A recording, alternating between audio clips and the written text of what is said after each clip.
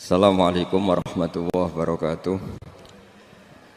Bismillahirrahmanirrahim. Nahmaduka ya ghafuru ya syakuru. Mashalli wa sallim barik ala sayyidina maulana Muhammadin wa ala alihi wa sahbihi asma'in nama ba'du. Rungokno tenan. Sampean boleh ndak cocok, tapi nek ora cocok keliru, neraka sampean. Kowe iki nasib pangeran. Intajtanibu kaba'ira ma tunhauna anhu nukaffir ankum sayiatikum. Wong sing sukses ngilangi dosa gedhe iku insyaallah dosa cilike disepuro. Misalnya kaya ruhin biasanya perapatan delok wong wedok. Ya ditulis mbek Allah. Mripate ruhin dosa. Atine angen-angen tapi ora kasil ditulis terus pengiran. Ditulis. Tapi dekne sukses ninggalo zina. Pokoke aku nak ndelok gelem tapi nak zina ora ngarah. Itu iso wae ning akhirat di sepuro. Mergo barokahe ninggal dosa gedhe. Misale sampean guweting mbek tangga, penggaweane ngrasani iku dosa. Tapi iso di sepuro mergo gak nyantet gak mateni. Jadi di semua segmen dosa kan ono kelas atas. Misalnya ra cocok nganti mateni kelas atas. Tapi nak ngrasani tok kelas ringan. Seneng wong wedok zina kelas berat, tapi nak ndelok tok kelas ringan. Iku iso wae iso ben iku barokah ngeduwi sing gedhe, sing cilik di sepuro. Jika kamu jika kamu menjauhi dosa-dosa besar, nuktafir angkum saya adikum. Wes awong zuhud-zuhud ora percaya lah piye wae iku dawuhe pangeran. Kowe kudu iman dan ini menguntungkan Mas. Kowe kudu iman. Paham nggih? Pokoke anggere kasil ngaduwi sing gedhe, sing cilik di sepuro. Nah, tapi pertanyaane jare Fathul Mu'in, masalahe sing cilik iku terus wis kadung gedhe. Kan gak sida cilik. Akumulasine kan gede. Makanya Rasulullah pas nerangno wahyu iku sempat guyon ngene jare Nabi. Kowe roh gunung jare dawuhe Nabi. Nggih ngertos ya Rasulullah. Gunung gedene ngono iku kok butiran pasir cilik-cilik. Dadi sawae dosane roh cilik-cilik wis dadi butiran pasir sing wis dadi gunung. Lah iku malane jare Fathul Mu'in nak nakrifi wong saleh iku sapa? Wong saleh iku wong sing taate luwih akeh timbang maksiate. Ora kok ora tau maksiat itu ora mungkin wong. Cuma masalahnya akumulasi maksiat ini kan tinggi sekali. Maksiat misalnya, contoh gampang wong melarat lah, sing biasa ning perapatan. Maksiat itu siji ndelok wong wedok maksiat, ngrasani wong sugih maksiat, engko hasud maksiat, tukarane mbek bojo maksiat. Wes pokoke terus, nah sing wong sugih maksiate iku ya padha, nek wong wedok iku padha, melarat sugih padha. Aneh masalah. Ndelok wong wedok sombong, nyepelekno wong, ngagul dunyane padha. Lah itu asal kowe iso ngilangi sing gedhe iku insyaallah ana kemungkinan besar sing cilik niku disepuro. Tapi syaratnya kudu tetep cilik. Paham ya? Ya kene rungokno syaratnya kudu tetep cilik. Mergo gunung gedhene ngono iku kok akumulasi kumpulane butiran-butiran apa pasir. Masamu gunung apa? Watu sitok mboten ya pasir cilik-cilik niku. Niku ditumpuk sakmono ramene dadi napa? Gunung, gambar buaya, mbok gambar dinosaurus iku titik. Titik akumulasi dadi gambar napa? Dinosaurus. Dan masamu gambar gak kok titik sitok. Wis kayak gambar dinosaurus, gambar mobil tanker ya apa kapal tanker tetep kok titik sitok. Dititik terus wis dadi gambar gede. Mumpun ngebeki kertas entek. Ana bercak-bercak putih sing ora dadi gambar. Nah, berarti akeh bercake kan? Ya mulane takrif taat iku ora tau nglakoni dosa gedhe lan ora ndlurung ning dosa cilik. Itu disebut walam yusirru ala ma fa'al. Mboten napa ndlurung. Mboten napa ndlurung. Masalah qada qadar itu kan sudah dibicarakan semua ulama di kitab-kitab. Satu, kita mengikuti ahlul hakikah. Idza dzikiral qadar fa'amsiku. Kalau qada qadar sudah dibicarakan fa'amsiku. Kamu harus diam di situ. Karena pertanyaannya gini, kalau kamu orang soleh, dan semoga Anda pelatihan jadi orang soleh, itu melihat Allah sudah menentukan semua itu keren. Saya bangga punya Tuhan yang sudah tahu nasib saya kayak apa nanti. Saya betapa malunya punya Tuhan yang tak takoki, Gusti, sebenarnya nasibnya gak biar mbah roh tapi kira sik. Itu kan ngeri betul. Sehingga kalau kamu soleh itu pokoknya bangga kalau Allah sudah tahu apa yang akan terjadi. Nah soal kepanikan kita kan kadang kok nang wis ngerti aku celaka terus gunanya apa aku sholat, itu kesalahan kita. Kita kecewa kalau sekarang soleh kemudian akhirnya tidak soleh dan akhirnya kita masuk neraka. Kekecewaan ini namanya hadzun nafsi. Kita hanya mikir diri sendiri. Sebetulnya kalau kita abdan lillah, benar-benar hamba Allah, tetap bangga karena punya Tuhan yang tahu apa yang akan terjadi. Makanya yang dibutuhkan kesalian untuk ngakoni kodok kodar, dibutuhkan kesalian. Kalau enggak kriminal betul. Maka Sayyid Hasan bin Ali, saya hafalkan makalahnya itu. Di antara aturan iman harus iman sama kodok kodar. Untuk menunjukkan innahu la yuqsa kurhan wala yuhlabu kurhan, kata beliau. Supaya kita tahu bahwa Allah itu tidak dimaksiati secara terpaksa. Kamu bisa enggak bayangkan Allah ngeluh gini, sakjane aku ora seneng maksiat tapi saya bisa berbuat apa? Artinya apa? Kalau maksiat dan keburukan tidak khairihi wa syarrihi minallah, itu Allah kan kurhan. Paham yang saya maksud? Artinya apa? Kita harus berkeyakinan khairihi wa syarrihi minallah. Tapi kita butuh syariat. Lalu setiap orang nakal berkelit kersane Allah juga masalah. Maka diteruskan makalah beliau. Waman hammala dzambahu rabbahu faqad fajar. Dan siapa yang menimpakan dosanya atas nama Tuhannya, maka faqad fajar. Dia latut betul. Sing zina kuwe Allah kan gak melok zina, sing maling kuwe Allah ora melok maling. Sing beto bak-bak kuwe ora tau beto.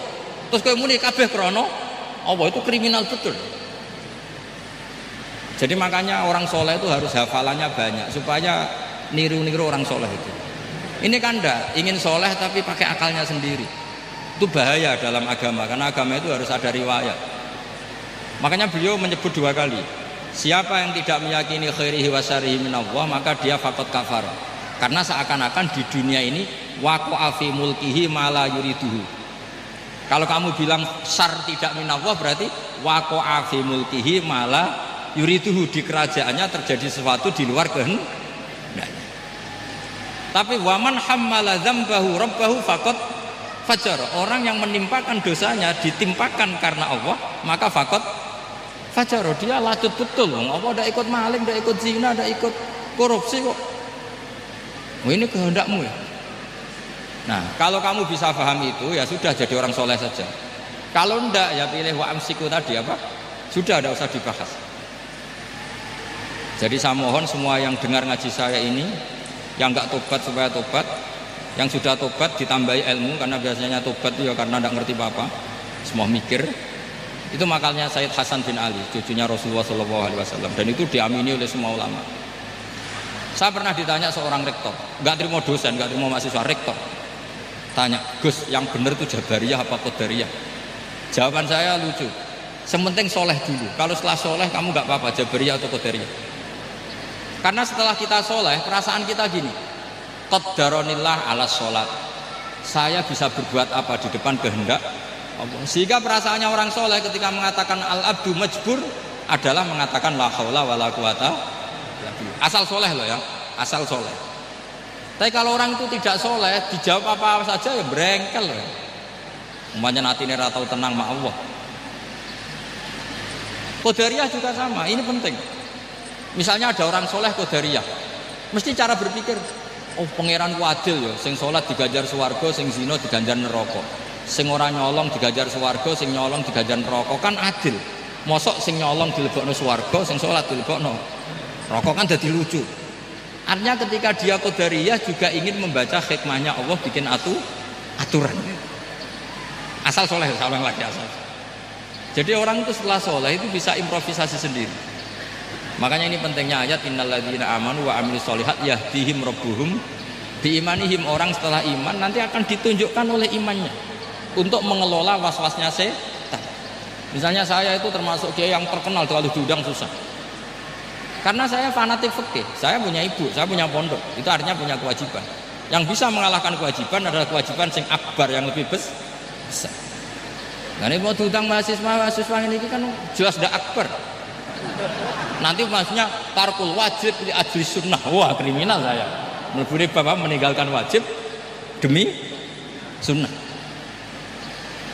Ya jelas ya, jadi kita harus terlatih dengan bahasanya orang-orang soleh. Kalau tidak masalah besar, masalah qada qadar zaman sahabat itu sudah terjadi perdebatan.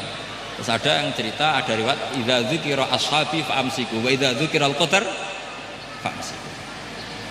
Kedua masalah ijtihad fikih yaitu nggak apa-apa, memang dari awal furu'iyah kan, dari awal furu'iyah. Kalau nuruti ijtihad gini, kalau ada masalah tanya sebaiknya dijawab apa enggak? Mungkin sebagian narasumber sebaiknya dijawab biar marem. Terus sebagian narasumber sebaiknya nggak usah dijawab.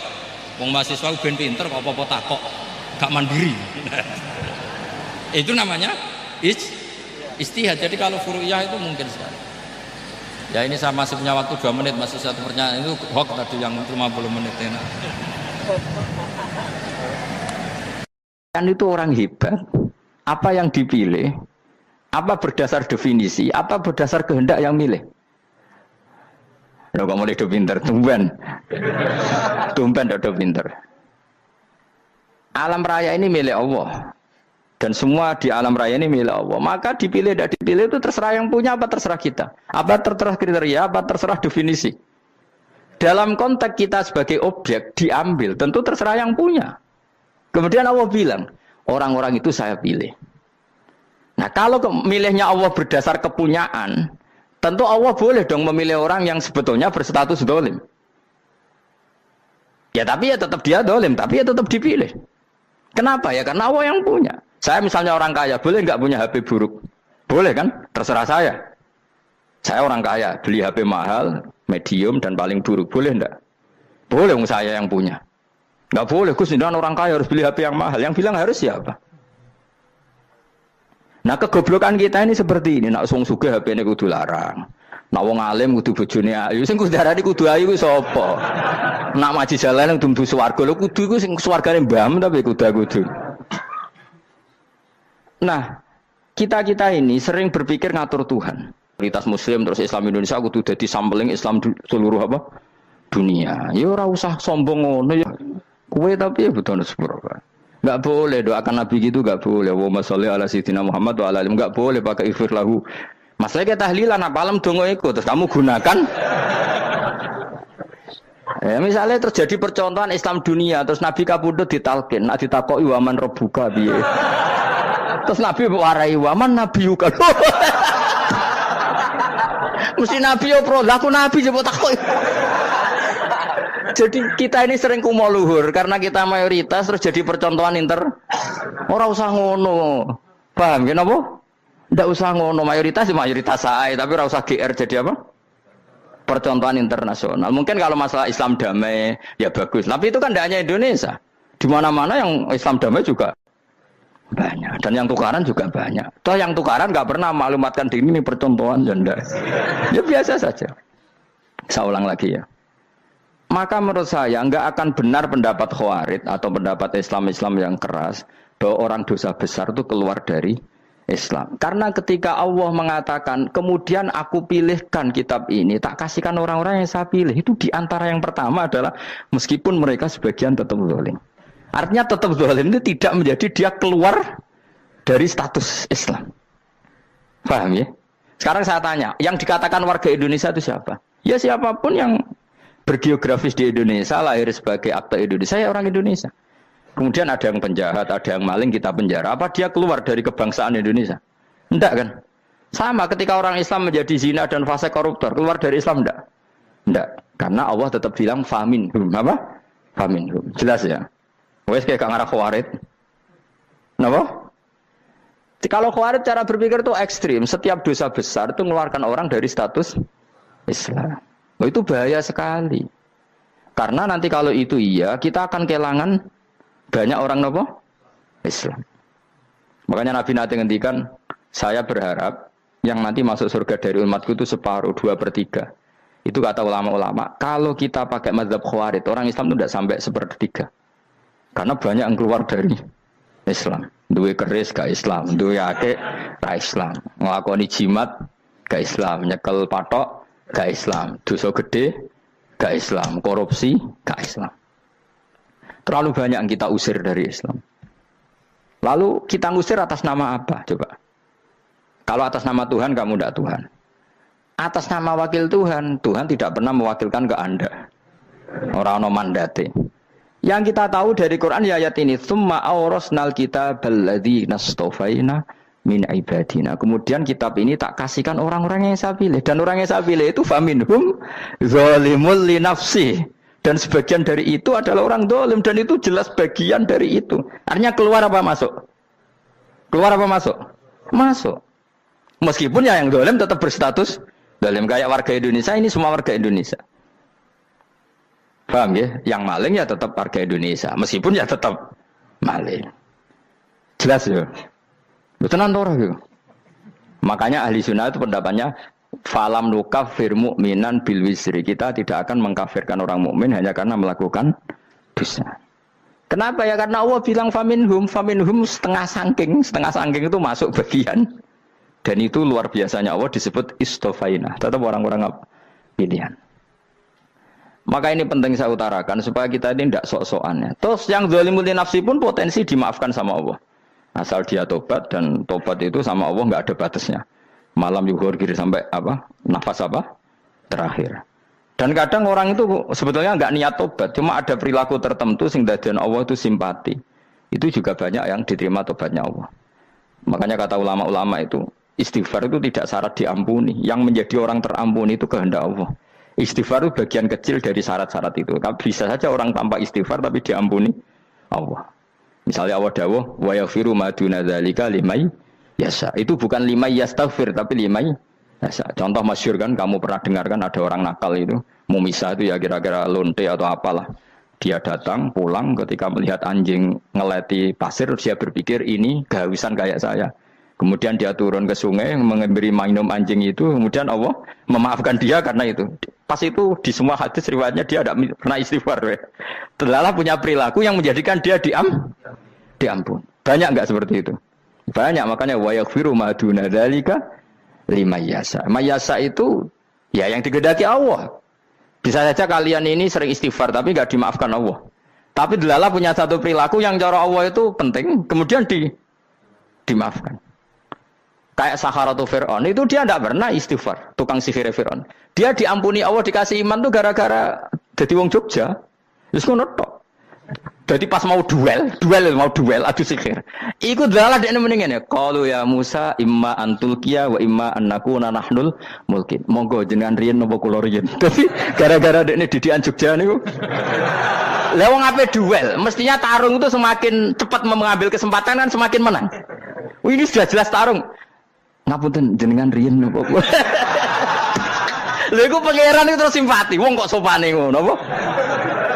Akhirnya Allah memberi iman gara-gara apa? Imma antulqiya wa imma annakuna nahnul mulkin. Monggo jenengan riyen. Lah Musa juga Allah juga enggak terima kalau nabinya kalah sopan. Sehingga Allah memerintahkan Musa adalah sopan. Mboten jenengan mawon. Jadi Nabi Musa qala bal alqu. Jadi Nabi Musa enggak jenengan riyen mawon.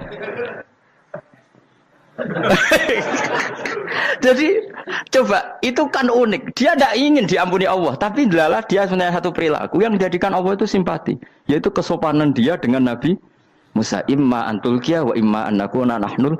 Nabi Musa juga bilang qala bal alqumu go jenengan riyen mawon. Akhirnya sakar nggih nak ngoten. Makanya Firaun itu mangkelnya bukan main. Ketika pertunjukan itu akhirnya kan Saharatu Firaun kan kalah. Setelah kalah langsung iman.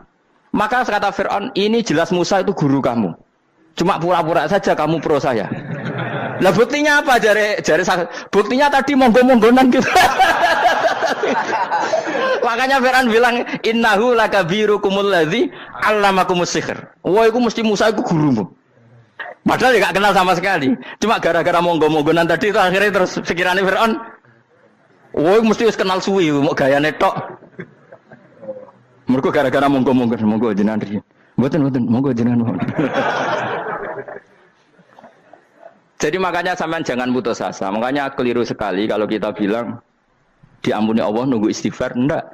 Tentu istighfar penting, kita sepakat. Istighfar itu penting, kita sepakat. Tapi itu tidak satu cara-caranya Allah untuk orang bisa diampuni. Nabi misalnya ngendikan ana wa kafilul yatim kahateni fil jannah. Coba. Orang sering istighfar sama kafilul yatim, kira-kira surganya cepat mana? Cepat kafirul yatim meskipun enggak istighfar. Kalau istighfar terus tapi medit ra karuan. Tak jamin pun rokok alamatnya medit jelas nen rokok aku roh. Terus jelas. Al-bakhil qaribun minan nar, jelas alamatnya deket-deket situ lah, paham ya? Wes jelas as-sakhi qaribun minallah, qaribun minan nas, baitun minan nar. Nah al-bakhil apa? Baitun minallah, baitun minal jannah, qaribun minan nar. Jadi umat itu ya deket-deket situ alamatnya sudah jelas deket-deket dengan neraka. Ana wa kafirul yatim kahataini fil. Berapa? Apa semua yang dimaafkan Allah Nabi nyebut syaratnya istighfar? Kebakitan fil bahr. Orang alim itu otomatis dimintakan maaf oleh langit dan bumi sampai iwak ning laut. Mulane jendur aku sebab jangan istighfar. Aku sing istighfar iki akeh sembrono. Langit bumi no. Mulane kula nu jarang istighfar bukan karena saya sombong, memanfaatkan istighfar mereka no. Dan saya yakin itu lebih mandi timbang istighfar saya. Mun koman fi samawati nglebokno Jibril, Mikail. Orang-orang keren no, makhluk-makhluk no, keren. Saya baru cari hadis yang wa innal muta'allim sing ijek belajar tapi belum ketemu. Nanti kalau ketemu tak kasih tahu apa? Karena hadisnya yang saya baca masih wa innal alim apa? Orang alim jadi agak ketat. Nah, nanti kalau sudah ketemu wa innal muta'allima. Nanti dicari. Tapi pasti palsu kalau ada itu. Karena semua tagnya itu apa? Alim. Atau ya kamu alim dibanding yang di bawahnya ya semoga itu masuk apa?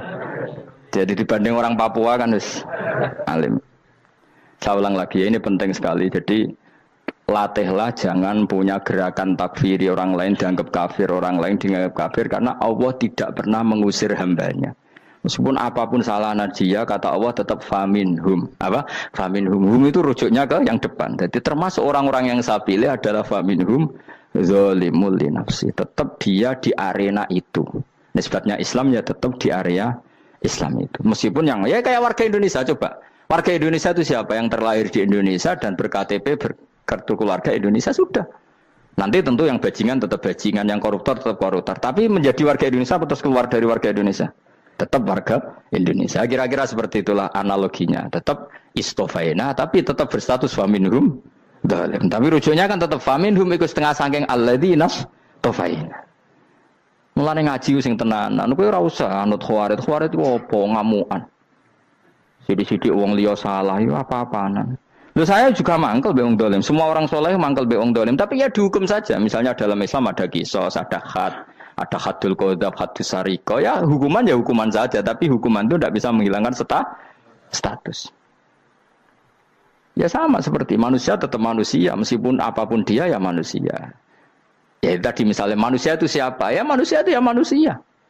Terus kamu bikin orang yang standar ideal manusia adalah yang berperilaku baik, yang enggak pernah salah. Kemudian kalau Zaid itu maling berarti tidak manusia. Terus barangnya apa? Ketek.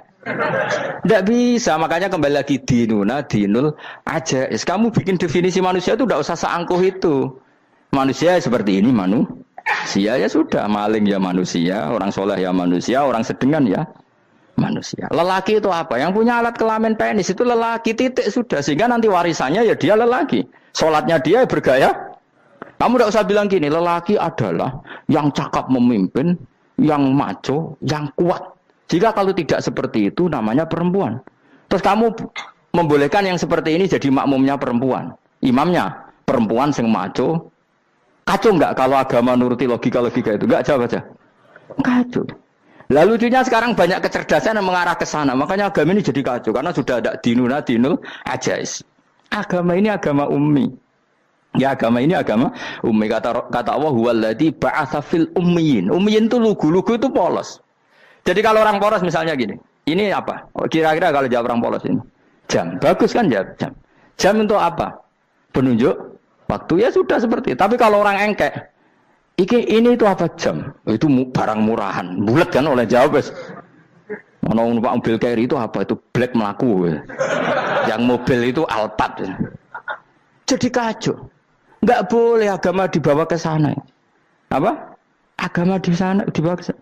Nah itu madzhabnya ahli sunnah apa? Wal jamaah. Ketika Rasulullah ngendikan la yu'minu ahadukum hatta yuhibba li akhi, ora kok diarti ini ora iman. Jika yang menyala itu tidak iman, tidak seperti itu cara mengartikan ahli sunnah wal jamaah. Karena status itu tidak pernah hilang. Yang hilang hanya kesempurnaannya. Paham ya? Kesempurnaan kita jadi manusia hilang karena kita maling, karena jadi koruptor. Tapi tetap kita manusia. Kesempurnaan kita sebagai orang mukmin hilang kalau kita fasik, tapi kita tetap mukmin. Paham ya? Makanya setiap hadis gitu kata ahli sunnah la yu'minu imanan kamilan. Wis dong ya. Dong. Ya terus alhamdulillah subhanallah. Ya doa alim mas malam 12. Malam Lailatul. Aku kadang yang melok goblok aduh. Saya tuh sering dididik sama bapak saya, sekumpul wong akeh kudu melok goblok guys. Makanya bapak itu kalau ada orang pidato, bapak kan juga enggak suka pidato juga, tapi ya kerso kadang-kadang, saya pun kadang-kadang kerso. Asal sing ngutus pernah guru, pernah sepuh kadang kerso. Nah, bapak nak bahas pengajian ngomongin balik dari bapak, malah bingung ngomong apa wae. Coba kita dengan PD-nya bilang Lailatul Qadar itu 21 sampai berapa? 29. Lailatul Qadar. Warna itu malam Lailatul Qadar. Lalu Lailatul Qadar keren tuh karena apa coba? Karena nuzulul Quran. Lalu nuzulul Quran tanggal 17. Lalu Lailatul Qadar tanggal berapa? Oh, ada nih. Alhamdulillah. Tapi ini jangan jadi keiskalan yang masih sudah difitnah itu. Coro Gus Bak, ya coro Gus Bak, coro Quran ngawur gitu. Sembrono. Memang aku tidak pendapat tentang Quran, ya dan ayatnya seperti itu. Maka yang benar, Lailatul Qadar itu kata ulama-ulama dulu, orang yang beramal soleh, ya itu sudah anggap saja dapat Lailatul Qadar. Ora usah ndelok esuk-esuk ndelok srengenge blerengen ta ora. Nek ora blerengen berarti untuk Lailatul Qadar. Jan mendung kan blereng iki. Terus bengi angite sayup-sayup. Anggere dini hari ya sayup-sayup blok-blok aneh-aneh wae. Lah nek pikir segoyo ora, berarti wong laut gak tarah untuk Lailatul Qadar. Mergo segoro kidul langine bianter. Lah nek ning Dieng ya mesti sayup. Mau angin ndok gunung wis kesel tadi terus sayup-sayup. Gawe ukuran ojo ngono, gawe ukuran ngono rak wong Dieng luwih ngrasa entuk Lailatul Qadar timbang wong segoro kidul. Segoro kidul angine apa? Buanter. Padahal alamate piye? Sayup-sayup. Mana-mana. Maksudnya alamat ngono iku ora ngono, maksudnya ayat iku Kanjeng Nabi mbadhawuh ngono, maksudnya ora ngono. Wes dong ya. Ayo Lailatul Qadar tanggal aku seneng wong bodho. Kowe enak urip wis happy no? Happy. Ya saya ulang lagi ya. Jadi kejati dirian itu tidak bisa hilang dengan standar keidealan. Yang hilang itu standar apa? Keidealan. Misalnya kita maling, ya eman lah sebagai orang mukmin kok maling. Warga Indonesia kok kriminal tuh eman, tapi dia tetap orang Indonesia. Orang Islam tetap Islam meskipun dia fasik. Sebab itu Allah ngendikan faminhum zalimul linafsi. Sebagian dari orang yang saya pilih dia adalah orang dolim. Ya dolim saja. Kamu jangan kamu katakan kafir ya dolim saja. Dolim kira-kira maknanya kurang ajar, kacau, kriminal. Tapi kan tetap dia orang Indonesia. Paham ya? Tetap dia orang Islam. Tapi Islam yang dolim. Ya seperti saya sering cerita. Saya pernah ketemu orang alim melaku di Tuban. Iku pilih tanggamu. Wong Islam kok do kumat. Umat Islam kok do mabuk.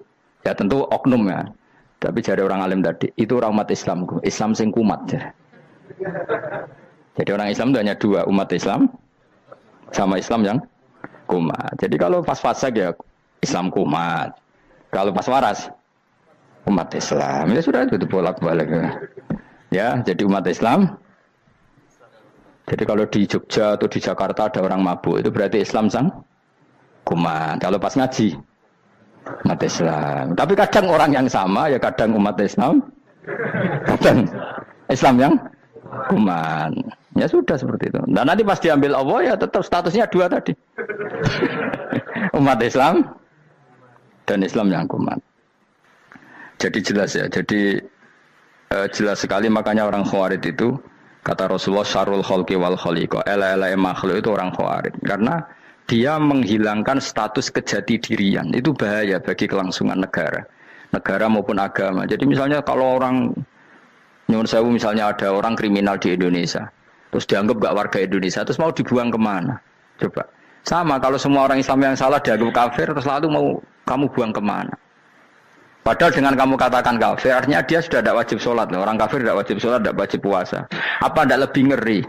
Karena dia tidak berkewajiban melakukan ibadah-ibadah Islam. Berarti Anda lebih ridho dunia ini rusak.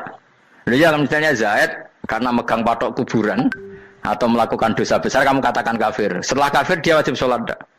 Tidak kan? Wajib puasa ndak? Berarti kan malah jura-jura. Karena mendorong orang keluar dari ring permainan kesalehan. Tapi kalau kita katakan Islam, kemudian kita bina. Kan ini jadinya aset. Dengan kamu katakan Islam artinya menjadi aset kan? Bandingkan kalau kamu katakan keluar. Paham ya? Makanya Nabi ngendikan ala umatku itu apa? Khawarij. Karena ini bahaya. Bahaya. Negara juga gitu. Andaikan kita berpikir ekstrim, yang melanggar negara tidak warga Indonesia. Yang demo tidak warga Indonesia. Sing beda pendapat dengan pemerintah enggak warga Indonesia, negara ini habis. Kehilangan 50% warga Indonesia. Ya biasa saja, yang salah ya salah, tapi tetap warga Indonesia. Kalau secara aturan hukum harus dihukum ya dihukum. Asal objektif, asal adil. Kayak misalnya santri saya, yang santrinya Gus Bak itu siapa? Ya pokoknya sing ngaji. Kamu enggak usah pakai definisi ideal, sing ngaji, sing paham, sing ora ngantuk, sing pinter. Yo ngiyai dul kok. Mana-mana. Dadi nek sing bener piye? Sing santri Gus Bak piye? Ya sing ngaji. Lah sing piye ya pokoke anggere sing teko ngowah-ngowah ya melok mlebu. Ora paham yo ngaji, paham yo ngaji. Wong didelok kolange itu pokoke anggere sing teko ngono. Malaikat yo ora niteni sitok-sitok itu paham ta ora. Malaikat itu ono sing drengki disalahno pangeran, kita jamin. Tapi bukan malaikat elit sing didrengki, ora malaikat elit, malaikat awam napa? Masyhur itu kan. Innalillahi ta'ala malaikatan sayakhina fil ardi yabtahuna khilaqal dzikr. Terus Allah punya sekian malaikat yang tukang mencari-cari tempat dzikir. Khilaqul dzikri itu tempat-tempat halal haram, tempat-tempat ngaji. Kalau orang Toreko ya tempat wiridan oleh maknanya. Tapi kalau orang fikih maknanya tempat diajarkannya halal dan haram. Terus setelah ketemu orang ngaji, terus kata malaikat sing apian, halumu ila buhyatikum. Ini tempat kamu, ini orang ngaji. Kemudian ada malaikat yang agak hasud, tapi entah gimana hasudnya. Pokoknya bilang gini, itu ada orang yang datang ke situ tidak niat ngaji, nyari temannya. Kebetulan temannya itu ngaji. Maka ya Allah itu jangan masukkan kategori yang ngaji, karena dia nyari situ, nyari temannya. Kebetulan temannya itu ngaji. Tapi apa kata Allah?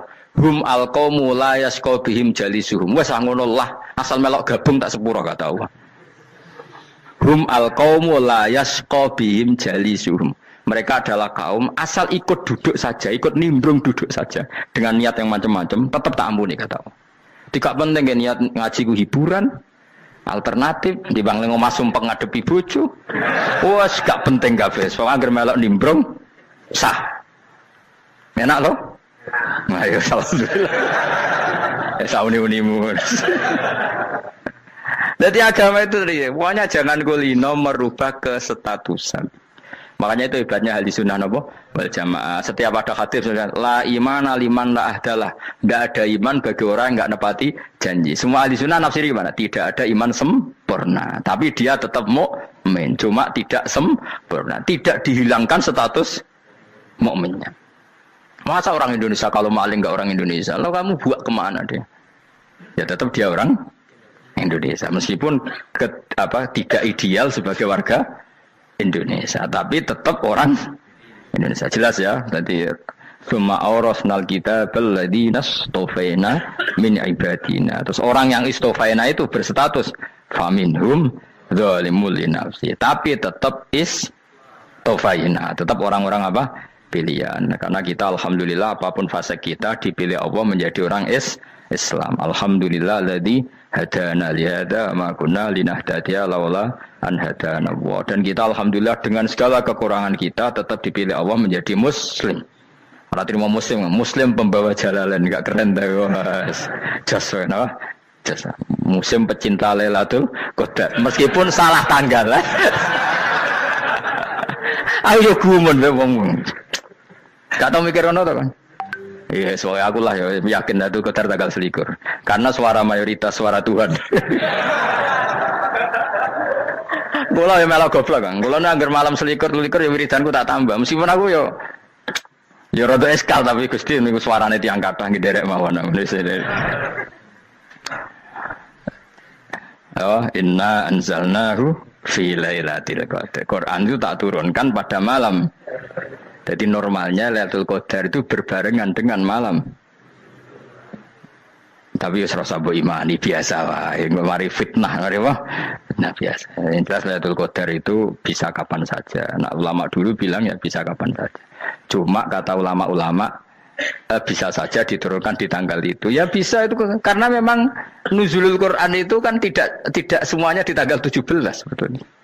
Jadi di mana-mana itu ada simbol-simbol yang dipakai. Istilahnya tanggal 17 itu simbol memang kebetulan ada yang tanggal 17. Tapi kita tahu kan yang turun di Haji Wada juga banyak. Coba Haji Wada tanggal berapa? 9 Arafah. Bulan apa? Dzulhijjah. Dan banyak ayat turun Isra Mi'raj misalnya.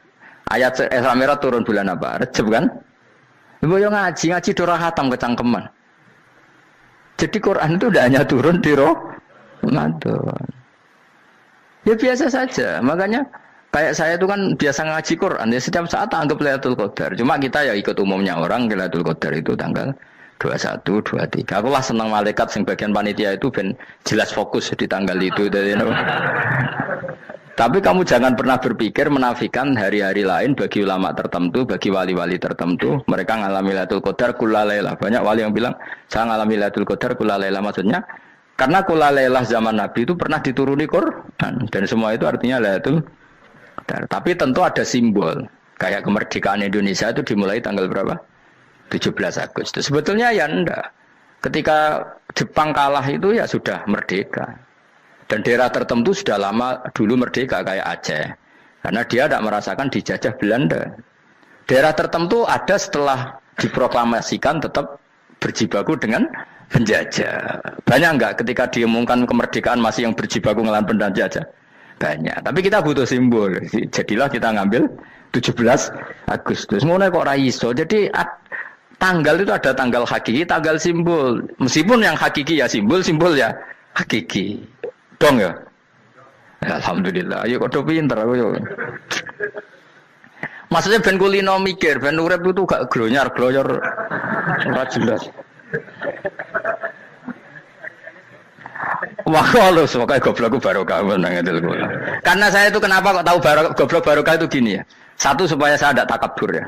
Saya akan kecelok wong alim berat takabur. Dua aja wong goblok ya ono pinter ya, Mas. Kaya wong iku lho, kaya wong naik apa jenenge? Naik jambian lho, 17 Agustus apa? Apa? Tarengane. Panjat Pinang. Itu kan nilainya hanya berapa yang di atas kira? Kalau di sini berapa nilainya? Kalau diberikan diuangkan. 1 juta ada. 1 juta. Bagi penonton tuh kan gini. Cek goblok ya demi duit 1 juta grebotan kayak gitu kan gini. Wong barang angel kok dilakoni. Goblok banget kan gitu jare sing ra melok. Tapi ya ndelok ku seneng. Tapi kon melok ora gelem. Lah duit 1 juta ya tak rewangi gitu. Orang goblok ya gitu. Dadi wong alim ku angel. Wis ngerti nak angel maka ora usah melok barang angel kan gitu. Berarti pinter gak wong goblok ku? Tak warai ya. Jadi wong alim itu angel. Maka saya menghindari barang angel. Menghindari barang angel itu satu kepintaran. Berarti orang bodoh adalah pintar. Tawar. Jelas ya. Jelas ya. Alhamdulillah. Makanya kula nu kadang kok pinter kowe mbak aku. Karena kamu tahu ngalim itu angel. Menghindari barang sukar itu pintar. Berarti wong bodoh itu pintar. Tapi pintar dalam kebodohan. Harus respect. Wong bodoh itu napa? Respect. Dia tahu ngapal Quran angel, ngapal hadis angel, maca jalalan angel. Suatu yang angel harus dihindari. Menghindari barang angel adalah kepintaran. Wes ngono ae. Dadi kadang-kadang lagi Gus Bab aku pinter aku. Kok iso? Dia tahu barang sulit kok dikejar. Itu kan satu kebodohan. Wes auni-unimu ngono dadi. Dan kayak syukur dadi bodoh yang syukur karena ternyata punya sisi kepintaran juga. Dalam kebodohan kita ada sisi apa? Kepintaran. Mun kula terusno. Allah itu siapa? Alladzi ahallana darul muqamati min fadlihi. Alladzi rupane dat ahalla kang manggono sapa ladina ing kita darul muqamati ing omah kang dadi gunian. Aili qamati rumah sing dadi hunian min fadli krana mu anugerah Allah. Nggih kula nyontokno bolak-balik ya. Semua ini kita di surga nanti berstatus lamanya-lama itu semua karena fadlnya Allah. Karena amal kita tidak cukup. Makanya Rasulullah pernah ditanya, "Ya Rasulullah, betul orang surga masuk surga karena amalnya tidak karena fadlnya Allah?"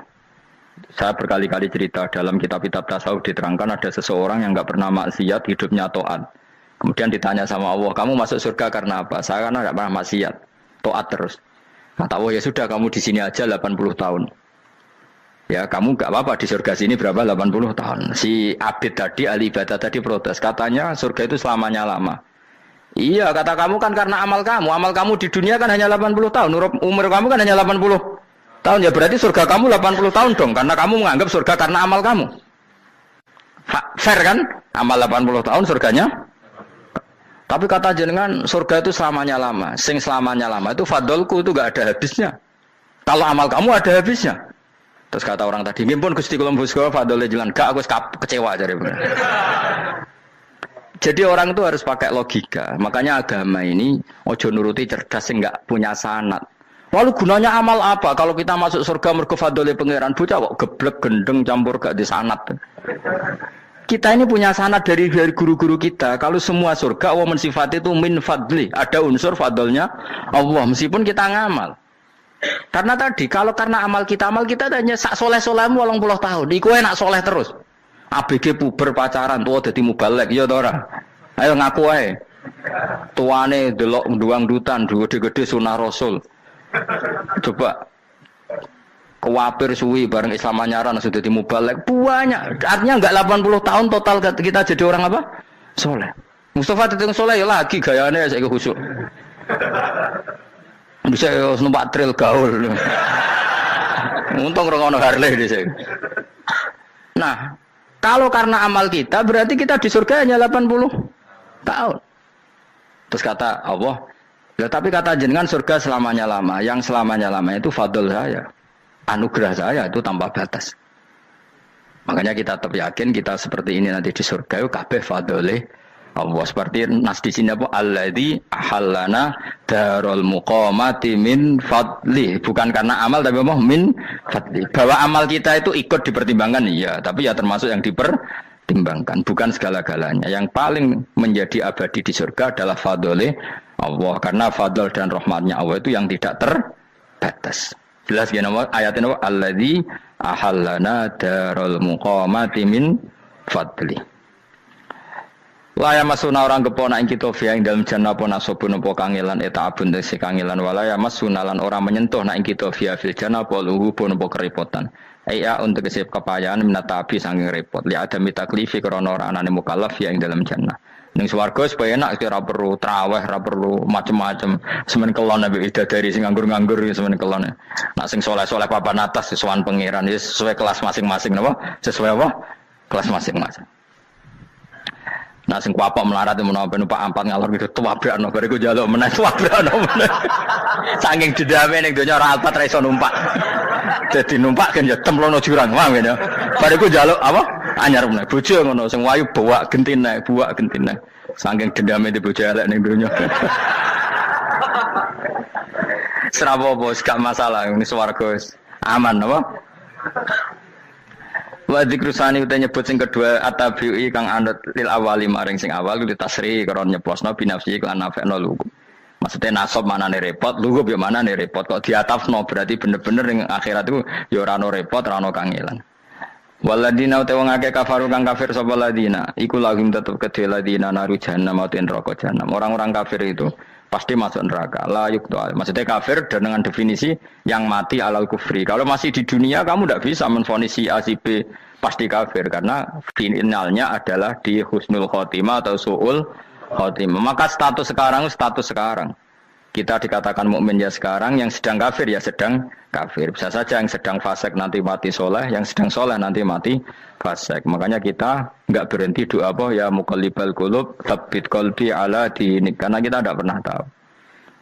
Makanya status kafir ya wa matu wa hum kuffar. Sebagian ayat apa wa matu wa hum kuffar, status yang permanen adalah dalam keadaan mati, dia dalam keadaan kafir. Tapi kalau masih di dunia gini enggak jelas.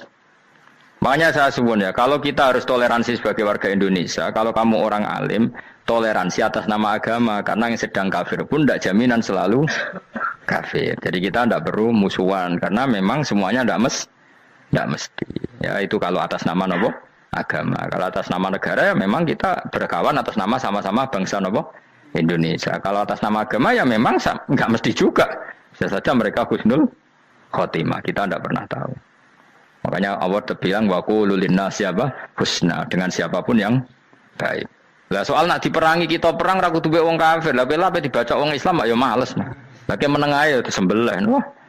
Ya soal itu kan bab sial, bab mempertahankan apa diri. Itu udah harus dengan orang apa? Kafir. Misalnya ada penjahat mau membunuh istri kamu tentu dibolehkan Islam melawan. Paham ya? Makanya di kitab-kitab fikih diterangkan ada bab di mana harbi itu kafir yang melawan kita itu boleh kita lawan. Tapi kata sarah itu udah harus kafir. Dalam konteks apa? Kita mau digarong orang atau istri kamu mau diperkosa orang ya kamu wajib melakukan perlawanan. Jadi tidak adifa anil dzali apa adifa anin nafsi. Makanya Nabi mengatakan mangkutila duna mali bahwa syahid. Jadi itu kan disiplin fikih. Makanya ngaji ya. Makanya tatus soleh juga gitu. Orang soleh yang sedang soleh nggak boleh kumal luhur, bisa saja suul khotimah. Kita punya cerita banyak. Misalnya Khalid bin Walid, Wahsy itu kayak apa Nabi bencinya sama Wahsy karena pembunuh Sayyid Hamzah. Tapi dia mati husnul khotimah. Sa'labah yang punya gelar merpatinya masjid karena selalu itikaf malah suul khotimah. Kita tidak pernah tahu. Dan tidak pernah tahu itu bagus. Karena menjadi mawas diri, menjadi tawadhu. Tawadhu itu ekspresinya macam-macam. Boleh ada ya ulama yang ini cerita aja ya. Ada ulama yang mau dicucup. Alasannya didik santri atau masyarakat biar hormat sama orang alim. Itu ya benar. Ada ulama yang nggak kerso dicucup. Alasannya saya sendiri untuk melawan ujub saya, keangkuhan saya, kesombongan saya. Ini namanya istihad. Boleh, bebas. Orang boleh. Kenapa? Istihad. Abdul bin Mas'ud itu nggak senang punya santri derekno dia. Karena kata beliau, dillatan ditabe wa fitnatan lil mabuk. Yang derekno itu hina, dia khawatir kumo luhur apa? Kiai kalau kelamaan di derekno itu kan kumo luhur. Kadang gawa rokok era gelem, ono sing gawakno. Bahkan nyumet era gelem ono sing nyumet. Padahal kok film geng Cina ae. Geng Cina kan bodoh kan. Kadang kene bangga wong kok geng Cina kok apa. Tapi banyak juga ulama yang mau biar gue iling-ilingan di. Enggak apa-apa, semua itu istihad. Kenapa semua itu enggak apa-apa kita. Makanya saya itu ya kadang salaman, kadang enggak. Karena istihad kita banyak. Uwais Al-Qarni itu nggak mau salaman, bukan karena dia menolak salaman, dia takut kalau ada tradisi begitu orang dicucup-cucup terus sombong, itu juga bahaya bagi yang dicucup. Tapi ya salaman tetap sunat, kita tetap yakin salaman itu sunat karena mendidik anak atau masyarakat hormat sama orang alim. Tapi kalau itu terlalu masif, nanti orang yang abal-abal menjadi keangkuhan. Dulu wong sakmenake nyucup aku kabeh, keren gak? Keren apa nih? Soalnya jangan ditakdir pun rokok aneh-aneh. Enggak ada yang keren di dunia. Yang keren adalah makanya Salman Al Farisi ketika dia sukses menaklukkan Persia itu mau syukuran. Kata Salman Al Farisi, enggak Jong. Kalau saya nanti masuk surga, saya mau syukuran. Tak undang namanya. Kau juga punya rencana syukuran di surga. Nanti tak undang sama. Dan enak kan enggak usah biaya undang. Pesta besar-besaran. Enak seneng dugem-dugem. Ini kan orang maksiat. Sekono go babonmu, widadarimu go. Piro kan widadari ora jare 70. Piro Mas? Nggih rencana piro Mas? Piro? Rukun 70 Mas. Nanti tak undang. Saya punya rencana, pokoknya sekali masuk surga bersyukuran besar-besar. Kayak tak undang ra ono berarti ning neraka.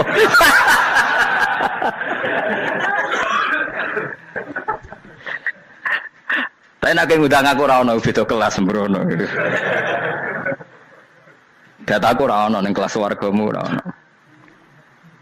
Kata Salman Al Farisi gini, kamu ndak usah muji saya kan dia dipanggil ya Karim, kamu orang terhormat. Ya. Kata Salman Al Farisi, in dakhaltul jannah fa ana karim wa in dakhaltun nar fa ana laim. Jadi saking sopannya ashabu Rasulillah itu ada yang dipanggil ya Karim aja enggak mau. Tunggu Jung ya, panggilan itu sematkan saya nanti ketika saya masuk surga. Kalau saya masuk surga fa ana karim, saya berstatus orang mulia. Tapi nanti kalau saya masuk neraka fa ana laim, saya orang yang terhina. Jadi dulu ashabu Rasulullah seperti itu. Terus ada ulama yang melawan nafsunya macam-macam. Misalnya saya milih jarang ada sowanan, saya dapati senang banyak santri sowan. Tapi bukan karena benci enggak. Karena saya takut sebagai orang yang sangat terhormat. Saya ngaji di mana-mana suka yang enggak usah pakai kursi, guling-gilingan kalau saya dan kamu setara.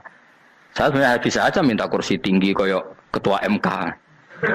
Banyak kan ngaji nih serapati ngalim lagi gue kursi ning dhuwur, santri ning ngisor gua ya nih kok pinter-pinter. Jebule kitabe maknanan bener konangan. Sing ngrasa apa wong modus. Ya tapi tidak suudzon ya, tapi ya ono tenan paham. Tapi kalau saya cara berpikir sederhana, kita kan sama-sama umatur Rasulillah, ya sudahlah hadin sawa. Loh, andai kan kamu sanggup maca kitab ya gentenan ra masalah. Kadang dia maca aku ngrungokno, kadang aku maca enggak apa-apa. Nah ono sing wani. Tapi sekali salah tak lorot nah. Jadi dulu sahabat itu biasa. Ada yang cara ekspresi tawaduk kayak Wais Al-Qarni enggak mau salaman karena takut dicucuk. Ada yang suka salaman karena mendidik. Banyak cara mereka melawan nafsunya sendiri apa? Melawan apa? Nafsunya. Istri saya itu dari keluarga pondok Jawa Timur. Itu dulu eskal sama saya, janggal. Karena anak saya kalau mau jajan tuh saya tidur pun dibangunkan. Pak bangun, saya minta uang. Itu ya sampai sekarang begitu. Istri saya itu eskal, janggal. Karena janggal kan ada Jawa Timur sopan sekali sama orang tua. Tanya saya. Karena dia keluarga orang terpelajar, tanya, kenapa itu dibiarkan? Saya jawab saya. Ya kalau tidak minta saya nanti minta mbak-mbak atau kangkang. Orang yang paling harus dingel-ngelo anak itu orang tuanya. Sehingga yang paling harus diganggu anaknya ya orang tuanya. Sampai sekarang anak saya berani minta mandi saya, gendong saya. Kalau orang tuanya aja gak siap dingel-ngelo lalu apa kata dunia? Kan aneh. Nah itu ajarannya bapak. Saya dulu bapak Sugeng itu biasa jagoan sama bapak. Ya biasa misalnya saya lesupak kalau kepen mangan ya cung tuku. Zaman itu pakai motor, pakai sepeda motor biasa sama bapak ke pandangan. Saya sampai sekarang sama anak-anak saya akrab. Karena pikirannya orang tua saya dulu ajarannya yang paling berat dingel-ngelo anak ya orang tua. Ini kan gak fair. Kita sebagai orang tuanya digugah gak terima, kon ngedusi gak terima, kon nyawi gak terima, orang lain disentak suruh nyawi. Dan orang lain itu pembantu hanya karena kamu gaji. Kamu gaji seberapa? Hubungan anak dengan pembantu itu kan karena uang.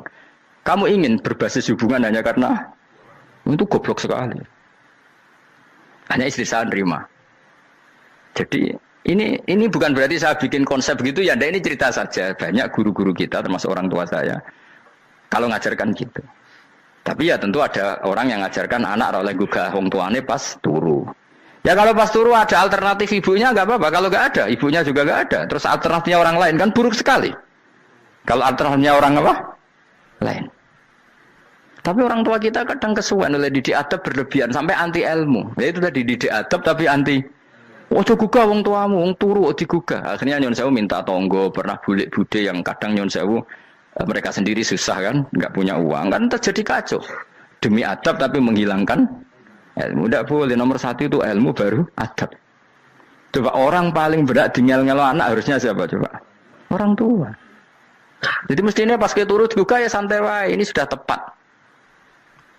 Nah kecuali ngelama, artinya ngelama itu sudah jajan minta lagi lah itu kan ada ukurannya, tentu ada apa?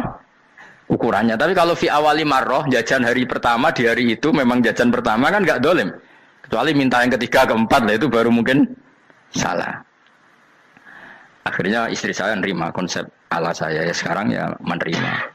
Sampai sekarang saya biasa misalnya habis ngajar dari Sarang atau ngajar dari Kudus baru datang anak saya rewel minta jalan-jalan ya saya turutin. Karena menurut saya yang paling harus kangelan demi anak adalah orang tuanya, bukan orang lain. Padahal saya punya santri loh. Kalau mau keren-kerenan saya punya semuanya. Tapi itu kan nggak hukumnya Allah. Keren itu kan hukumnya manusia. Di santri terus dia ini berhak ngongkon. Ini kan hukumnya manusia. Hukumnya Allah ya gak ada. Hukumnya Allah ya wong tua, be anak-anak be wong tua. Hukum liyane gaweane manusia. Yang penting ku anfusakum wa ahlikum. Nah, ora ono santri kaum barang ora ono. Gaya-gayanane mubalek ini umat saya terus dihitungi. Ku apa-apaanan. Enggak ada dalam Quran. Yang ada ya ku anfusakum wa ahlikum nar. Jadi yang penting hubungan orang tua anak. Nah, baru orang lain itu wa ila adin akhahum huda. Ya itu yang kedua ketiga. Tapi ilmu ini sudah banyak yang hilang. Makanya banyak mubalek ngamuk anak. Bocah rasopan, aku nang jopo ning dinti wong wedi aku. Anakku dhewe rasopan. Lah bapak dhewe rasopan ya. Karena mendahulukan orang lain ngalahkan anak. Tapi ketika anaknya rasopan dekne gremeng apa? Memangnya dia sopan cara hukumnya Allah dan Rasul. Ketika mendahulukan orang lain itu dalam status hukum Allah dan Rasul dia sudah tidak sopan. Ada dosen ngajar mahasiswanya dengan segala artikulasi terbaik, kemampuan bareng rangno anaknya sampai rasa-rasen. Ya gitulah baca sendiri di buku. Ya gitu. Karena di kampus dapat gaji, nampe anaknya rantuk gaji. Banyak orang mulang marpe wong akeh iso tenanan, nak mulang anake ra tenanan. Mergo nak mulang wong akeh diapresiasi, nak mulang anake kadang tinggal dolanan kadang. Itu tidak benar, tidak seperti itu Islam mengajarkan. Islam mengajarkan nomor satu ku anfusakum wa ahlikum, jaga diri kamu dan keluarga kamu. Makanya Rasulullah itu ngajari sholat, Hasan Husain diajarin sendiri cucunya, diajak ke masjid, diajarin. Meskipun jadi beri hak-haknya sebagai seorang anak, numpaki Nabi ya dibiarkan, tapi diajari kebaikan diajarin sendiri. Sampai Sayyid Hasan umur 8 tahun sudah menjadi rawi hadis karena memang diajari sendiri oleh siapa Rasulullah. Kayak apa? Kalau sekarang enggak, kiai cilik anak di pasrano candalem terus enggak mau tahu. Juga sidik itu pasrano pembantu. Barang anaknya akhlaknya kayak pembantu ngamuk.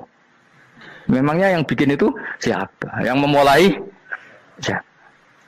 Nah, hukum-hukum begini itu harus kita mulai tegakkan. Ya kayak dipanggil ya Karim. Kita termuliakan tuh sampai berapa? Banyak kan dulu orang mobil aja dibukakan, boleh kecekel KPK. Pas mulia, masya Allah, buka mobil ya tahu, ngerti-ngerti cekel KPK. Kayak sama. Neng dunia disusul-susul sebelum rokok kan rugi bener. Makanya saya ngikuti mazhab Salman Al Farisi. Saya sudah niat syukuran besar-besaran tak jamin, tak undang teman. Tapi daripada saman konangan nggak di situ, mendingan enggak ya. Karena kalau ada undangan nanti kelihatan siapa yang di dalam dan siapa yang di luar. Nggak usah yo, nggak usah. Jangan nanti. Takutnya nggak ada di situ, malah mari yang ngenes kula. Kecuali nggak ada di situ, malaikat itu nggak ada Gus di kelas jenengan, tapi mungkin di bawah ada. Alhamdulillah kalau gitu mau beda napa? Kelas. Tapi nak sing sitok ning swarga sitok neraka innalillahi wa inna ilaihi raji'un. Tapi semoga malaikatnya hanya jawab gitu. Nggak ada Gus, kalau di kelas ini nggak ada. Mungkin di bawahnya ada. Tapi nanti pengurusnya nggak mau, pengurus warga itu. Nggak bisa ini kalau beda kelas. Harus pakai visa. Karena lintas apa? Negara. Ya jelas ya. Jadi kata Salman Al Farisi gimana? Jangan panggil saya ya Karim sekarang. Kalau nanti saya masuk surga, fa'ana Karim. Wa in dakhaltun nar fa'ana Laim. Laim itu terhina. Nah kalau semua orang berpikir begitu kan semuanya tawadhu, semuanya ada kumoluhur. Ya karena ya dunia ini nggak pernah jelas. Makanya Nabi saja berdoa apa ya muqallibal qulub tsabbit qalbi ala dinik. Dat yang membolak-balikkan hati. Karena kayak apa kita mencintai Indonesia, mencintai masyarakat Indonesia. Tapi kayak apa kalau kamu sudah datang ke Singapura, rawang Singapura dinamis terus gerutu. Orang Indonesia itu pemalas, tidak kayak orang Singapura, dinamis maju. Tapi kalau urip di Singapura gak gelem. Tapi di Indonesia men gerutu, orang Indonesia ada kayak orang Singapura. Cara aku nak ngomong ngono gak usah urip ning Indonesia, kono urip ning Budi. Singapura. Islam Indonesia gak mutu kok ada di Timur Tengah, jubahan semua gini-gini. Enggak ana wong goblok ra iso ngaji jubahan ya dene ra trimo goblok jubahan. Angel ngadepi wong lu angel. Terus kon piye? Sing biasa wae koyo kula jenengan wis biasa, wae ngaji-ngaji, wae turu-turu, wae mangan-mangan wis biasa wae. Dinul aja, agama kita, agamanya orang lugu. Yang penting hubungannya dengan Allah spesial bahwa kita yakin hidup kita namun bergantung kepada Allah Subhanahu wa taala dan kita selalu nyifati Allah nikmal maula wa ni'man nasir. Selagi Tuhannya Allah pasti kita ditolong. Apapun kondisi Indonesia, Tuhan kita tetap Allah, tetap ditolong. Kita pernah keluar dari penjajahan Belanda, tragedi PKI, ya apa saja problem kita pernah keluar karena Allah Tuhan kita nikmal maula wa ni'man nasir. Sudah, iktimatnya sama Allah, jangan pada yang lain. Yang lainnya itu hanya aturan bernegara saja. Kita butuh presiden, butuh macam-macam. Itu aturan bernegara. Tapi kesejahteraan kita tetap Allah ni'mal maula. Karena kalau Allah yang enggak berkenan, Jawa dihilangkan lewat likuifaksi selesai. Atau meteor satu jatuh selesai. Makanya Allah selalu mensifati dirinya, saya yang memegang langit bumi, saya yang mengatur langit bumi. Beberapa benda langit enggak jatuh ke bumi karena saya, kata Allah. Inna wa yumsikus samawati wal ardo antazula wala inzalata in amsakahuma min ahadim min ba'di. Kalau sistem alam langit itu hancur, semuanya hancur. Tapi kita enggak. Kadang-kadang membayangkan dunia enggak hancur itu kalau kestabilan negara. Negara tak stabil, kalau alam enggak stabil mau apa? Semuanya enggak koruptor, semuanya adil. Tapi diguncang gempa tetap selesai. Diundang faksi tetap Selesai. Makanya Allah selalu mengingatkan kita amintum manfis sama yakhsifa bihumul ardo fa idza hiya tamur. Kenapa kamu merasa aman di bumi? Bumi ini setiap saat bisa likuifaksi kata Allah. Karena bumi itu dzatis sodok, potensinya pecah. Tapi kalau kita ingat gitu kan akhirnya bergantung sama Allah sambil bernegara secara benar, bertetangga secara benar. Susahnya apa sih hidup benar? Wong hidup benar itu nikmat. Kalau mboten nate urip susah. Ngerti masalah sing pangeran Gusti niki wae jenengan ya sudah selesai. Jadi nak tahlilan ojo ngrameni tok, dijiwai nikmal maula. Nikmat itu sebaik-baiknya, nikmat itu sebaik-baiknya. Artinya kita selagi punya Tuhan itu pasti nasib kita ya sebaik-baiknya. Ngomongin nikmal maula tapi mbek gerutu. Seramutu. Mengane ra dadi wali perkarane ya apa. Jadi wiridane wae tapi ra dijiwai, enggak boleh seperti itu. Tapi lumayan, timbang ya wali ra wiridan malah ra karu-karuan malah. La yuqda alaihim raden putusna sapa alaihim ing atase ahlun nar bil mauti lan mati fayamutu mongko iso dadi mati sapa ahlun nar faistarihu. Mongko iso istirahat sapa ngakeh. Jadi ahlun nar ketika disiksa minta mati. Maksudnya mereka minta mati itu tidak merasakan sakit. Tapi nyatanya mereka sudah tidak bisa mati. Berarti disiksa terus terus walai khofaf lan ora den ringan napa anhum saking ahlun nar min adzabia saking siksa sinar torfata ini ning sak kedape mri jika kaya mongkon-mongkon kabeh kama jazinahum tegese kaya oleh males ingsun wong akeh nadzi males ingsun kula kafurin ing saben-saben wong sing banget kafire banget ingkare ning Allah lan nikmat-nikmate Allah manane kafir bilya iklan ya yadzi wa nunil nun al maftuhah kados kita tidak yadzi tapi napa nadzi nggih kadhalika nadzi kula kafur. Yes ngono dunya biasa wae, urip wis biasa wae. Masih biasa wae, penting soleh, di hati soleh, rezeki ya minallah. Wae ta'alluq wae pangeran, ora usah sok suci, ora usah sok bener dhewe biasa wae. Dunya wis kabeh kersane napa? Pangeran. Ya sudah seperti ini. Yang soleh kaya salabah malah akhirnya suul khotimah. Padahal dulu disebut hamamatul masjid, tukang iktikaf. Gak tahu mulai ke masjid, tapi akhirnya suul khotimah. Wahsi sing mata ini kekasih Nabi, rupane mata ini Hamzah ditakdir husnul khotimah. Makanya donga ya muqallibal qulub tsabbit qalbi ala dini. Kita tidak pernah tahu. Nah, kenapa kalau saya ngaji PD? Mereka aku muji pangeran. Saya tidak pernah mikir awakku. Tak penting awakku. Penting muji pangeran. Ngaji itu artinya kan muji pangeran, muji ilmune pangeran. Ya sudah selesai. Itu anakku itu donga iku mikir awakmu dhewe. Mulane donga mbek ngaji ku derajate dhuwur ngaji. Mergo ngaji muji pangeran, nak donga mikir awake dhewe. Makanya masyhur itu ada dua kelompok di masjid, yang satu diskusi halal haram, yang satu berdoa. Nah, terus Nabi keluar dari rumah berdiri sempat ragu, saya kemana? Terus akhirnya Nabi ngendikan mereka itu berdoa kalau Allah mengabulkan ya disembadani. Tapi mereka belajar halal haram. Itu perintahnya Allah, saya sebagai Nabi. Terus akhirnya Nabi gabung kelompok yang belajar halal haram. Karena belajar halal haram artinya ingin menghidupkan hukumnya Allah Ta'ala. Tapi nak wong donga kepingine iku kabul kajate. Intine mikir awake dhewe. Makanya saya termasuk ulama yang jarang berdoa. Tapi ya berdoa tapi kadang-kadang. Nah kowe kan gak kontribusi ning agama rapati ya tapi donga. Oh dasar murahan. Ya tapi piye mulang ya ora payu. Jadi kadang-kadang kula dibantah. Lah jenengan mulangi payu Gus. Lah kula ora payu, donga-donga ngono. Ya tapi aku ngerti pangeran ra bakal nyembadani barno ra Gus. Pangeran yo paling sedikit sithik ngono cukup. Kula termasuk orang yang enggak setuju ya kalau orang sholawatan terus berlebihan tapi khidmah ini Nabi kurang. Maksudnya gini loh, sholawatan berlebihan ya. Redaksi sholawat tentang Nabi itu kecil. Bukan sholawat jumlahnya enggak. Redaksi tentang Nabi itu kecil, sementara tentang keinginannya itu saya tidak suka. Saya suka sholawatan itu ya yang nyifati Nabi banyak, kemudian keinginannya kecil. Itu bagus. Kayak Ihya itu loh, kayak Ihya Abdul Hasan Asadili itu kalau dongo itu jaluknya mau swidik paling baris paling terakhir. Misalnya gini, nahmaduka ya man huwa la ilaha illa anta ar-rahmanur rahim, itu langsung in sampai nyifati Allah itu 99. Buar ngono nganti berkuras-kuras. Lagi terakhir mau jaluk donga sithik. Nah kowe kan enggak muni muji Allah mau basa-basi tok. Alhamdulillah rabbil alamin wassalatu wassalamu ala Muhammadin. Mau nggo syarat tok. Baru Allahumma inna nas'aluka nganti telung lari. Telung halaman. Tapi pas muji pangeran, alhamdulillahirabbil alamin wassalatu wassalamu ala Muhammadin. Bariku terus donga njaluk mapan, tolak buala. Yo opo wae. Mana jare pangeran, muji kekasihku suwi dik dongane kecangkeman.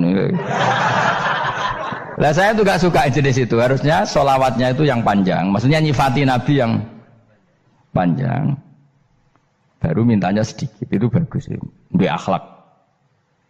Makanya saya diantara sholawat yang senang itu sholawatnya Habib Ali Al-Habsyi yang ngarang Simtudur. Kalau beliau baca sholawat itu sholatan yattasilu biha ruhul musolli alaihi bi fayam basitu fi qalbi sirru nuri ta'alluqi bi wa hubbi wa yuktabu biha bi inayatillahi ta'ala fi hisbi. Jadi dia baca sholawat itu, ya Allah berikan sholawat kepada kekasihmu Muhammad.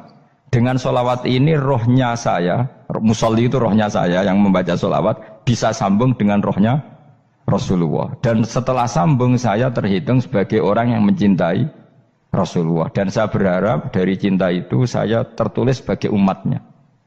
Nah aku kan enggak mau sholawat itu mau, saya termasuk orang yang enggak saya loh ya.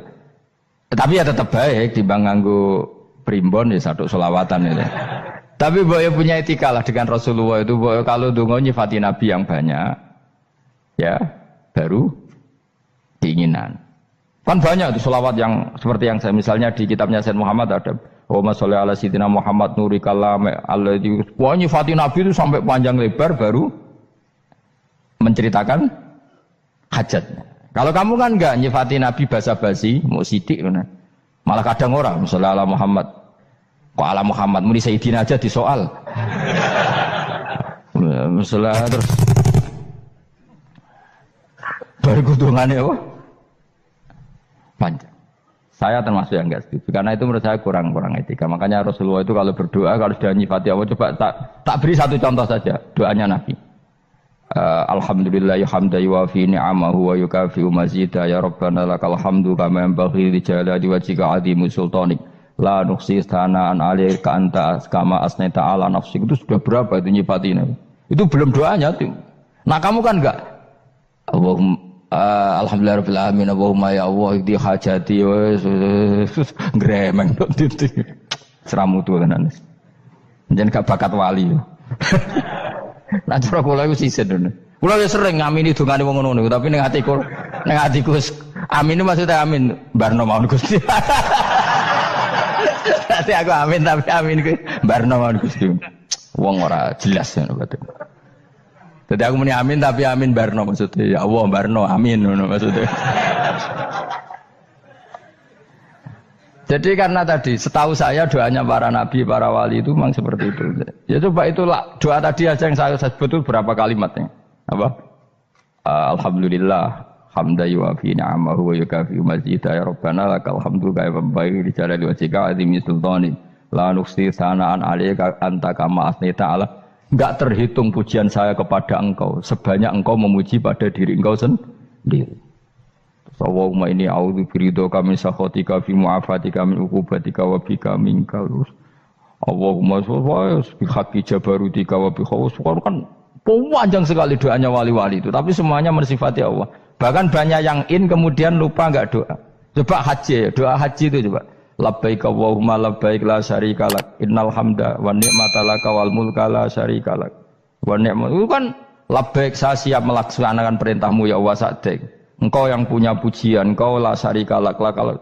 Itu malah enggak ada, jarang malah ada doanya. Itu kalimatnya talbiyah semua. Allahumma antal azil akram itu sudah seperti itu. Karena tadi al-mu'min yashghaluhu sana 'ala Allah min ayyakuna li nafsihi dzakiran. Mukmin sejati adalah sibuk memuja Allah sampai lupa jatah dirinya sendiri.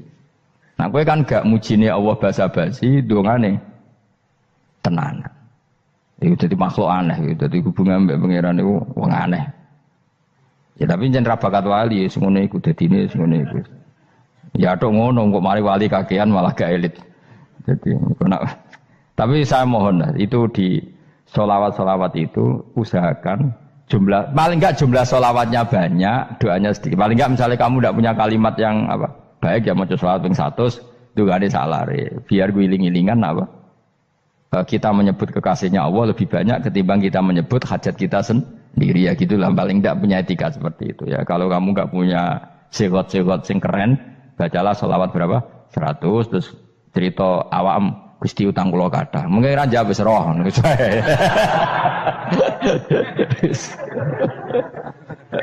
Tapi kan kita menyebut kekasihnya sampai 100, nyebut utang bisa. No coba nyebut kekasih bisa, nyebut utangnya 100.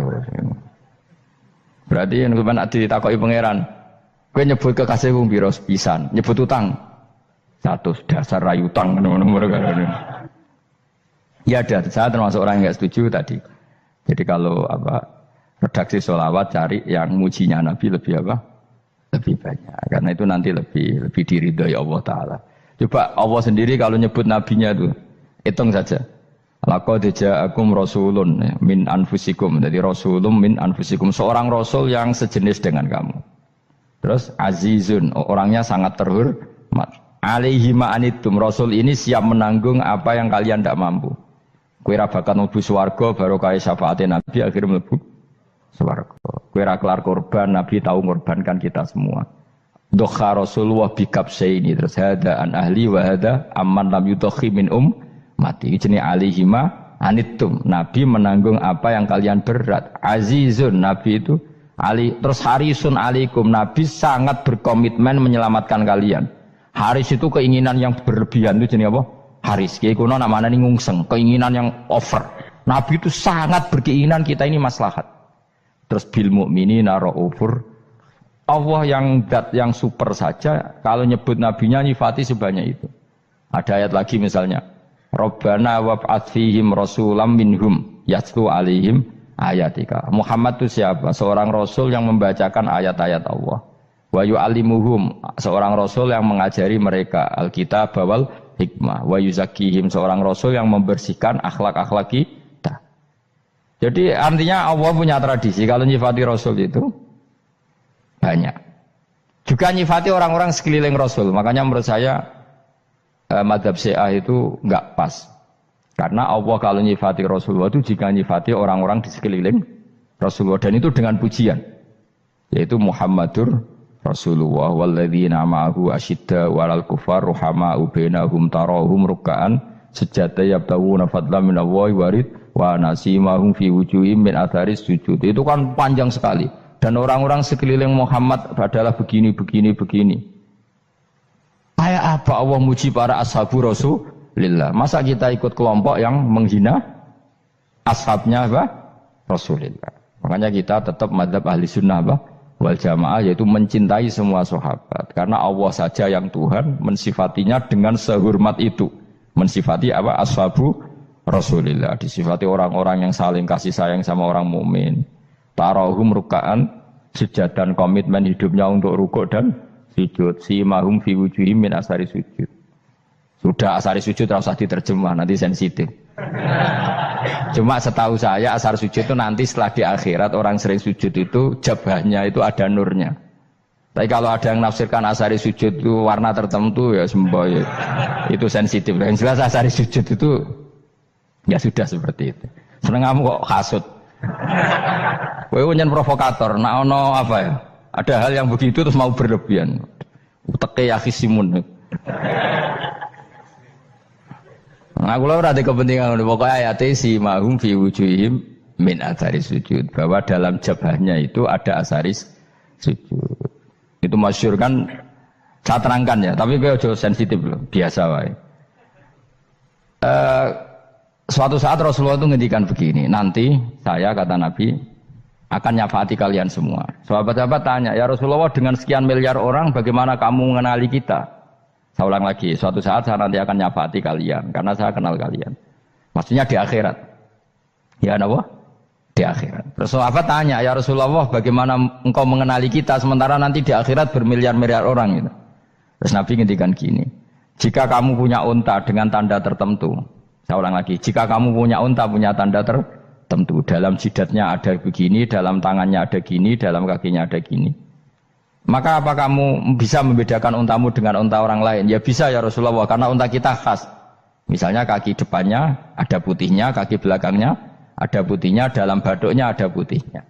Terus kata Nabi, inna ummati yut'auna yaumal qiyamati hurran muhajjalin min asaril wudu. Nanti umatku nanti wajahnya juga bersinar, tangan kakinya juga bersinar. Jadi asar itu saya pastikan secara riwayat itu akhirat, maksudnya tentang akhirat. Tapi bahwa yang di dunia ada yang memulai asar itu nggih monggo mawon. Loh itu bagus kan, artinya ekspresi percepatan. Ndak apa-apa loh, daripada kok kowe ora jelas ini gitu. Maksudnya ya orang ngetok kowe pancen jarang sujud tenan. Wis ora usah sensitif, tapi yang jelas ya nanti. Ya sampean kiamat ruang samu. Nanti hisab itu nanti kalau hitung hanya sekitar 3 jam. Hisabnya sak dunia itu hanya sekitar, karena malaikat itu tidak kesulitan sama sekali. Tak warai ya, ini nggak akan salah saya dalam hal ini karena riwayatnya sahihah. Kenapa hisab itu hanya butuh rubu'un nahar, 1/4 dari siang enggak? Anggap saja siang itu 6 jam atau 12 jam itu aja terserah. Kalau 12 paruhnya kan 6 ya. Seperti 1/4-nya berarti 3. Itu gini. Jadi nanti di mahsyar itu kan yauma tabyaddu wujuh wa taswaddu wujuh. Yaudah yang kafir itu gelap, hilang. Wajahnya, tubuhnya semuanya gelap. Yang mukmin itu semuanya terang. Jadi sudah yang tabyaddu wujuh atas suatu wujuh otomatis terus nyingkap. Terus pergerakannya itu delala yang tabyaddu wujuh itu ke kanan, yang taswaddu wujuh ke kiri. Maka kamu jangan punya sinar yang kelap-kelip. Nanti kena bego yang karena nggak jelas tadi. Maka kamu harus sinarnya yang sejelas-jelasnya. Ghurran muhajjalin min asaril. Bila perlu nur kamu sampai menembus langit saat itu. Makanya ketika orang mukmin sudah nurnya ada di muka, ada di tangan, masih ngendikan Rabbana atmim lana nurona, karena takut masih kena bigo tadi. Karena kalau hanya wudu tok, sikil tok kan, bayangkan di miliaran orang kan bisa agak kelihatan. Tapi kalau nurnya sampai nembus langit kan, itu siapa kok nurnya sampai, kan malaikat langsung tahu. Lane hafal Quran, alim kan insya Allah nurnya itu. Sama zaman itu masih berdoa, Rabbana atmim lana, sempurnakan nur kami. Karena nanti identifikasi malaikat berdasar tadi, kalau ada nur berarti diletakkan ashabal yamin, kalau nggak ada nur ashabal shimal. Nah malaikat yang dibawa bigo itu kira-kira detail nggak? Dugaan saya kalau kelap-kelip pasti kena shimal. Wah ini partai kiri mesti kan. Pemenang yang wudhunya mau dulet sirah tok sidik. Karena anak mazhab Syafi'i. Sebetulnya meskipun itu sebaiknya kalau basuh sirah itu kabeh ben ora kelap kelip mana aneh pepesah terus dulat-dulet tok. Iku soben ya itu. Kelap-kelip. Ya sudah ya. Setelah itu kata ngendikane pangeran yu'raful mujrimuna bisimahum fayukhadu bin nawasi wal aqdam. Orang-orang pendosa kelihatan maka diletakkan di kiri. Nah sama yang orang-orang baik simahum fi wujuhim min asari sujud. Jadi ayat itu jelas tentang akhirat. Tapi kira usah terus provokasi. Seneng kamu kok ya khisimun, maksudnya provokator gitu. Jadi nanti yang mukmin jelas nurnya. Lah nur ini nanti dengan kadar iman kamu, perilaku kamu. Ada yang kelap-kelip, ada yang... Nah yang kelap-kelip ini orang kena bigo itu tadi. Nanti setelah kena bigo ikut ashabis simal, yang kelap-kelip disortir lagi. Malaikat yang bagian detail kan ada nanti. Nah ini terus ditubir neraka. Yang kafir benar-benar neraka, yang ini ditubir neraka. Nah itu nanti ini yang ngel-ngelok Kanjeng Nabi digoleki ya ini itu. Mulane sakit Kanjeng Nabi, mulane ana kiai saleh darani nek iso saleh dhewe sakit Nabi mergo terus goleki endi umatku sing kelep-kelip terus dicari disyafaati. Ya imma langsung dituruti Allah wa imma diumbasikne neraka. Ya terserah rencanamu piye kon aku kowe. Tapi yang jelas apa? Kiamat itu cepat sekali karena tadi ada identifikasi tadi. Makanya hanya cukup 3 jam karena tadi yang jelek kelihatan jelek, yang baik kelihatan baik. Makanya cepat. Ya araful mujrimuna bisimahum, orang pendosa dikenali lewat alamatnya yaitu taswaddu apa? Wujuh. Kalau orang baik dikenali lewat tabyadu wujuh. Nah terus setelah nyingkir, ini ngono tak warai kiamat. Setelah nyingkir, itu faduri babenahum bisuril lahu bab. Setelah tersingkir tadi, terus lalu ada pintu penghalang, pintu pemisah. Nah pintu pemisah tadi yang sisi kanan langsung jadi surga, yang sisi kiri jadi neraka. Itu disebut faduriba bainahum bisuril lahu bab batinu fi rahmatu wa dhahiruhu min qibalihil adzab. Yang pintu arah kanan otomatis wilayah surga, yang pintu kiri otomatis wilayah neraka. Nah problemnya ketika penutupan pintu itu dah yang kelap-kelip itu katut kemana ini yang makanya kamu jangan malok partai yang apa? Kelap-kelip yang enggak jelas itu koalisi kemana ya? Kalau partai besar kan iso nyalon presiden, partai kecil ini kan ikut mana ini kan? Sing sak ngisore 1%, 2% ini kan repot. Loh coba misalnya nur kamu 2%, berarti gelap kamu kan 98%. Kira-kira malaikat mengkategorikan kemana coba? Ayo jawab. Gelap. Loh kode semangat Pak. Padahal itu bagian dari kamu. Kalau satu tubuh itu sinarnya hanya 2%, kira-kira kategorinya itu partai gelap, partai terang. Kode semangat kok ada ini. Berarti kegaruk kemana? Kiri. Tapi bisa saja malaikat cara berpikir gini. Tapi kok ada cahayanya ya? Padahal kata Allah, yang bercahaya ashabul yamin. Kan nggak ada bilang cahaya terang. Bisa saja malaikat, alhamdulillah berpikir begitu. Ya nanti kita rayu saja supaya berpikir ini kan yang penting ada cahaya. Kan Allah tidak bilang terang apa kelap-kelip. Ya mungkin saja asal ada cahaya dikategorikan lahu nur, punya apa?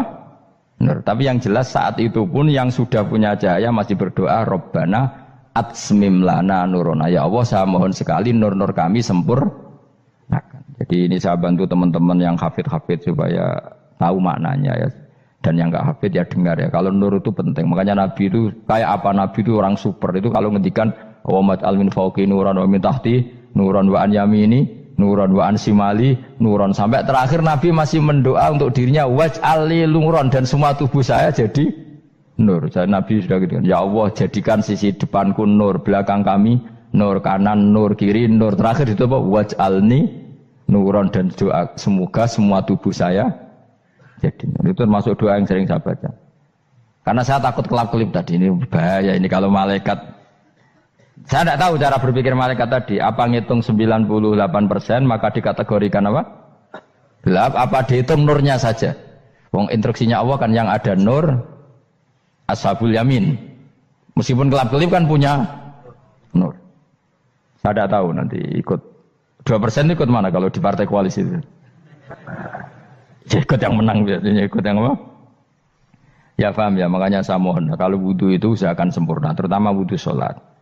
Kalau nggak wudhu sholat itu sebaiknya nggak sempurna, supaya ada bedanya wudhu sholat sama wudhu tidak sholat. Rasulullah itu masyhur gitu ya. Rasulullah itu kadang tawaddu'a wudhu'an khafifan, wudhu yang sederhana, yaitu hanya sekali-sekali dan tidak sempurna. Ketika ditanya as-sholat ya Rasulullah, tidak.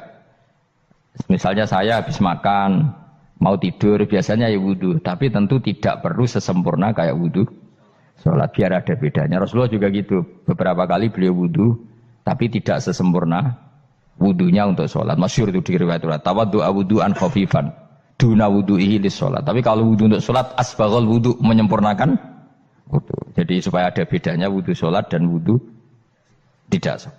Saya gak wong ora iso ngaji padha kabeh. Abu Bakar ya gitu. Ana wong poso sunat kok nyediakno buka dimarahi. Istrinya pernah nyediakan buka beliau untuk puasa sunat. Itu embernya dipecahi Abu Bakar. Ditanya, kenapa gitu? Apakah kamu akan menyaingi Ramadan? Jadi gak boleh memperlakukan puasa sunat kayak Ramadan. Dia biasa saja kalau puasa sunat kok wah buka kolak apa. Ramadannya ya iri tuh. Ini gimana kok saya disaingi ini? Jadi kabeh itu ada proporsinya, ada apa? Makanya megang Quran ya wudu, megang wudu. Nah, kabeh gitaran terus wudu, pengiran tersinggung. Piye kok menjaga gitar wudu? Jadi gak boleh kebaikan disaingi itu juga gak boleh. Bapak gue sergap wudu sampai nyekel gitar. Yo, Quran tersinggung, wah semen ibu gak sembunyi kan. Malaikat panitia kan ya tersinggung. Kabeh itu kan ada proporsinya apa? Ada proporsinya. Itu hebatnya Rasulullah. Jadi kalau beliau wudu, bahkan wudu itu wudu li sholat sama tidak sholat itu. Misalnya sholat sunat itu kamu mampu ngadeg boleh nggak duduk? Boleh. Kalau sholat fardu nggak boleh, biar ada bedanya. Fardu itu spesial, nggak boleh harus berdiri. Kalau sunat pun harus berdiri. Fardu tersinggung. Iya sunat kok nyanyi aku kan gitu kayak. Ya makanya sholat fardu wajib berdiri ya. Sholat sunat boleh duduk meskipun mampu loh ya. Nggak boleh sama. Sholat sunat pun harus berdiri. Berarti ada sunat menyaingi fardu. Ya jelas ya. Jadi aturan main itu harus jelas. Nggak boleh. Makanya Abu Bakar itu nggak mau kalau ada orang puasa sunat kemudian apa? Abdullah bin Mas'ud lebih parah. Dia itu tukang nyuepeng orang yang selalu sholat duha. Makanya saya itu duha itu jarang. Karena takut kena sweepingnya siapa? Abdullah bin Mas'ud. Itu ada orang khusyuk tiap hari duha disweeping sama dia. Apakah kamu menjadikan sholat ini jadi fardu? Kok mbok lakoni bedino? Awas nampak lakoni bedino. Daerah akhir duha dilakoni bedino. Perkara ini butuh duit. Itu kalau zaman Abdul Mas'ud kena sweeping apa?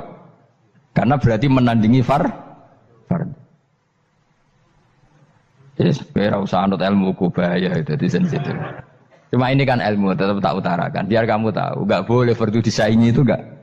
Coba kan banyak ketentuannya tadi. Contoh paling gampang itu apa? Kalau sholat fardu boleh, nggak boleh apa? Duduk. Sholat sunat boleh duduk. Sholat sunat boleh di kendaraan sesuai jalannya kendaraan. Aynama tawajjahat bi rohilatu. Kalau sholat fardu, kalau kamu naik unta harus turun untuk memastikan di kiblat. Jadi banyak sholat sunat kamu dalam keadaan najis sudah tidak boleh dilakukan. Kalau sholat fardu, karena saking pentingnya fardu, meskipun dalam keadaan najis ya menemukan alat sesuci harus tetap sholat. Jenenge sholat dihormatil waktu. Karena nggak boleh fardu ditinggalkan. Meskipun nanti harus iadah. Karena nggak boleh mengalahkan fardu meskipun itu oleh najis. Jadi misalnya kamu pergi hanya bawa satu celana, kemudian di terminal atau apa kena najis, kena uyah sampean misalnya, kamu harus tetap wudu dan sholat. Karena nggak boleh fardu ditinggalkan. Meskipun nanti harus iadah. Karena sholat kamu tidak sempurna. Dalam keadaan celana kamu najis, boleh nggak sholat sunat? Oh nggak boleh. Karena kalau fardu itu darurat memang sesuatu yang harus maka dilakukan. Tapi kalau kamu dalam keadaan nggak suci, nggak boleh melakukan sholat apa? Sunat. Karena fardu itu spesial apa? Spesial. Bukan kalau terus nongol. Wamtazul yauma ayyuhal mujrimun. Ya, jadi orang mujrimun harus terpisah dari orang apa? Mukmin. Dan yang keharusan itu ketika di surga. Tapi kalau di dunia ya boleh muamalah boleh. Ya muamalah yang halal maksudnya. Infaridu tegese misau sira kabeh ana mukminin sing pira-pira mukmin intakhtilatihim. Nalikane campure kufar utawa al mujrimin bihi kelan al mukminin. Utawa rujuke mbok walik boten napa. Maksudnya rujuk itu awalnya kisah intakhtilatihim mukminin bihi kelan kufar atau kufar ning mukminin. Alam ahad ilaikum ya bani Adam. Alam ahad ana ta ora merentano ingsun ilaikum maring sira kabeh. Amurkum tegese ana ta ora merentano ingsun kum ing sira kabeh ya bani Adam ya bani Adam. Ala lisani rusuli ing atase lisane para utusan-utusan ingsun. Bukankah saya telah merintahkan kamu wahai bani Adam Allah ta'budu setan. Yen ta ora menghamba sira kabeh asetan ing setan. Ngendikane pangeran kowe ijek kanut setan ku cek nemen nih. Bukankah sudah saya perintahkan kamu tidak boleh diperbudak napa setan. Maknane la tutiu tegese aja taat sira kabeh ing setan. Inna sak temene setan laku maring sira kabeh aduun musuh mubinun kang jelas. Bayinul adawati banget musuhane. Lah wong setan musuhmu kok malah mbok enut bocah kok sarap ngono. Karwan musuh kok di enut. Anut ya pangeran mergo Allah wali fid dunya wal akhirah. Wa ani buduni lan yen to nyembah sira kabeh ni ingsun. Wa anstune kelakuan budu nyembah sira kabeh ni ingsun wahidu tegese nglakoni tauhid sira kabeh. To mengesakno sira kabeh ni ingsun. Wa ati ulan taat sira kabeh ni ingsun. Harusnya kita hanya ibadah ning Allah Subhanahu wa ta'ala karena dia yang menciptakan kita, tempat kita kembali. Setan itu tidak siapa-siapa, makhluk yang hina, yang lemah. Kok malah taat. Taat ya ning gone zat sing super, sing gawe kita, sing memberi rezeki kita dan zat yang kita kembali. Hadza utawi iki maksudane taat ning Allah taala. Senyum itu baik, ramah itu baik. Tapi setelah status hukumnya itu halal gitu, ya. Jadi kalau sebelum status hukum itu halal, ini ya ramahnya menjadi tidak baik. Misalnya kamu punya istri cantik, kemudian dia ramah sama lelaki siapapun, kamu kan pusing. Terus alasannya ramah itu baik. Makanya di Quran diingatkan fala takhdu'na bil qawli fayatma alladzi fi qalbihi marad. Orang-orang solihah, orang-orang yang afifah, wanita-wanita terhormat, jangan terlalu ramah sama lelaki lain karena lelaki lain yang kamu ramahin kalau kebetulan dia ada orang baik, pikiran ramah kamu ini ditafsirkan yang macam-macam. Ini yang jarang orang mengingatkan. Jadi misalnya begini. Senyum itu sunat itu baik gitu. Oke, kita sepakat senyum itu sunat. Tapi para penipu itu juga senyum. Karena kalau tidak senyum itu tidak bisa nipu gitu. Mungkin wanita nakal ya juga senyum. Orang-orang bisnis yang bodong biasanya cara ngerayu juga pakai senyum. Maka senyum ini berstatus nilai ibadah setelah kepastian target itu halal atau dalam konteks sesuatu yang disahkan agama. Sekali tidak, maka yang menjadi tidak halal. Ya, tadi senyumnya orang yang mau nipu, senyumnya lembaga-lembaga atau apa yang bodong atau apa sajalah. Nah ini yang jarang orang mengkaji. Maka sebelum mengkaji tentang akhlak itu penting, itu dikaji dulu status halal haramnya. Ya kayak tadi misalnya senyum itu sunat, senyum itu ibadah. Kata Rasulullah tasaddaku walau bitalqati wajhin, bersedekahlah meskipun hanya dengan senyum. Itu setelah ada kepastian status apa? Halal. Tapi jika orang itu mau nipu itu juga pasti senyum. Orang yang mau menggoda lelaki juga pasti senyum. Lelaki yang menggoda perempuan juga senyum. Dan kadang konteksnya tidak dalam hal-hal yang dibenarkan syarak. Sehingga kepastian halal haram ini nomor satu. Terus kedua, akhlak ini yang menurut disiplin fikih, ini memang agak jelimet ya, tapi nanti Anda mudah memahami.